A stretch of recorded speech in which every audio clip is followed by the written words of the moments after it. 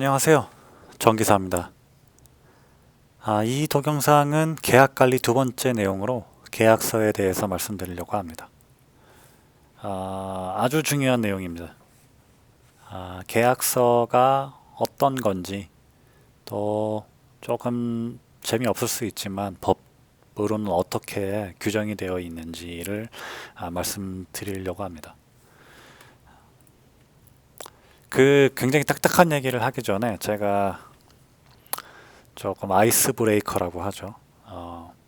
이렇게 뭐 긴장을 푼다 약간 이런 느낌으로 아이스 브레이커라고 하는데, 이제 업무 제가 봤을 때는 특히 건설에서는 아주 중요하고요.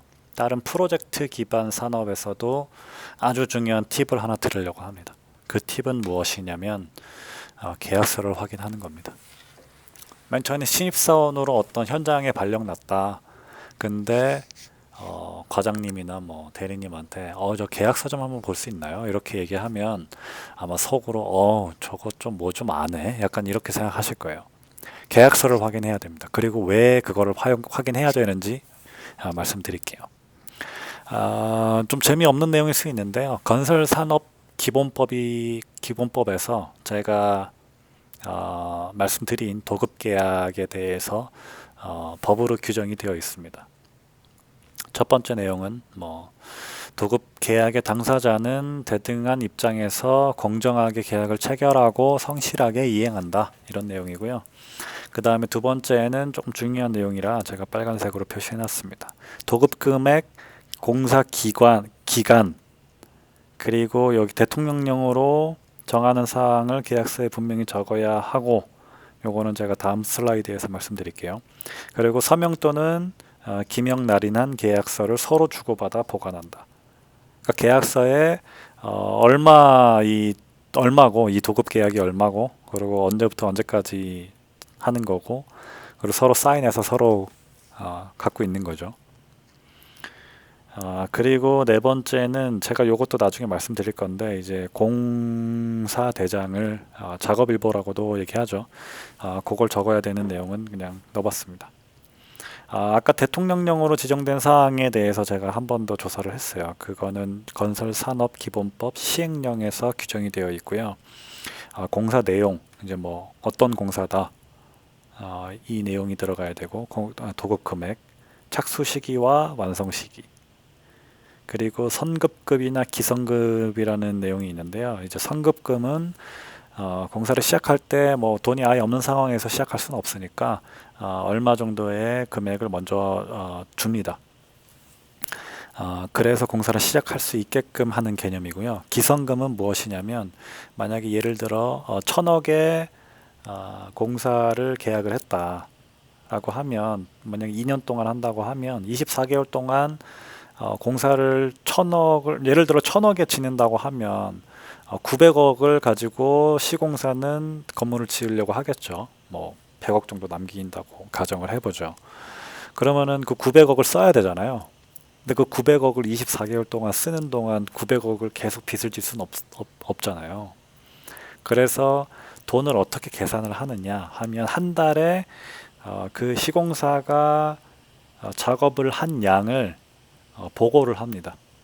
그러면은 그 작업 양에 해당되는 금액을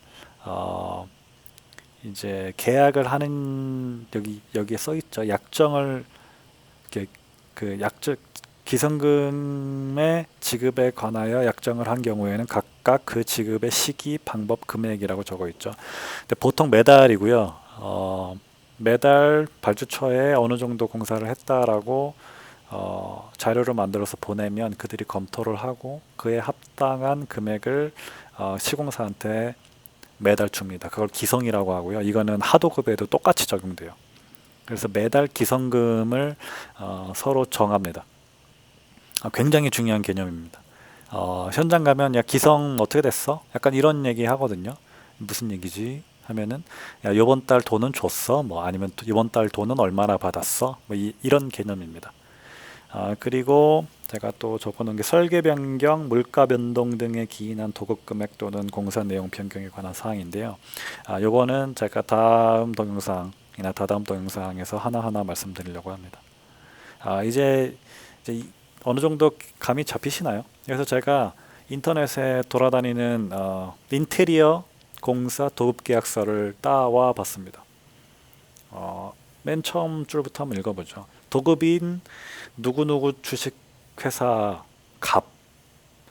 갑과 수급인 땡땡 종합 인테리어 을은 설악 리조트 프라자랜드 매점 인테리어 공사에 대해서 도급 계약을 체결한다. 이 공사 내용이죠. 공사명 도 정해져 있고요. 그다음에 공사 장소, 건설 산업의 특징이죠. 어디서 일어나는지에 대한 내용도 들어갑니다. 그리고 이제 나와 있는 게 공사 기간, 2000년부터 2000년 언제부터 언제까지. 그리고 지체 상급률이 0.1%네요. 지체 상급률에 대해서는 공정관리에서 말씀드렸는데 이 계약한 기간을 아무런 이유 없이 초과했을 경우에 매일매일 지급해야 되는 금액입니다. 이 도급 금액에 이 지체 상급률을 곱하면 되고요. 이게 굉장히 큰 금액이라서 공정관리에 심혈을 기울이는 거고요. 이 내용들이 공정관리를 하게 만드는 이유이죠. 그리고 두 번째는 이제 계약 금액이 정해져 있고요. 여기 2,100만 45만 원이네요. 2,145만 원이네요. 이제 뭐 어떻게 지급할지도 나와 있습니다. 이제 이것이 원가 관리죠.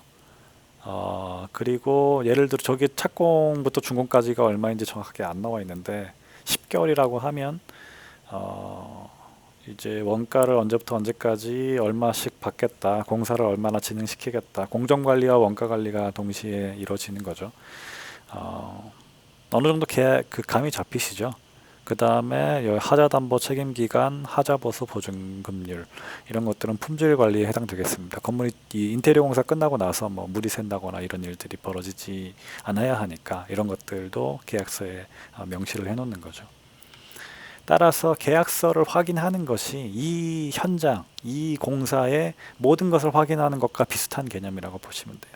여기에 모든 필요사항들이 많이 나와요. 대부분 나와 있습니다. 그래서 이 계약서는 이 모든 행위의 기준이 되기 때문에 중요하다고 제가 거듭해서 말씀드리는 거고요.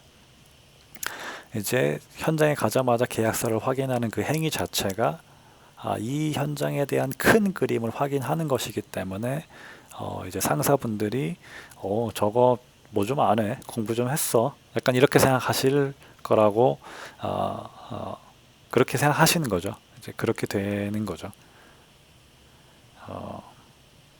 왜 기성금이 이만큼 나갈 수 있고 뭐 이런 것들, 왜 이때까지 이 일을 다 해야 되는지, 이런 모든 기준들은 계약서 파악에서부터 이루어진다고 보시면 됩니다.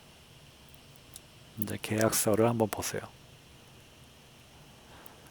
제가 준비한 사항은 여기까지입니다.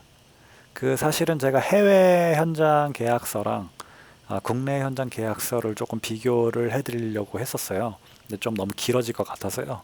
그거는 다음에 준비를 하도록 하겠습니다. 그 해외 계약서를 또 한번 보시면 어떻게 다른지를 알 수 있어서 어떤 게 우리나라에서 통상하는 계약의 단점이 있구나를 확인하실 수 있습니다. 그런 것들은 제가 이 계약서와 관련된 내용들이 있거든요. 그런 것들을 하나하나 설명해 드리면서 나중에 비교할 수 있도록 준비하도록 하겠습니다. 여기까지 준비했습니다. 정기사였습니다. 감사합니다.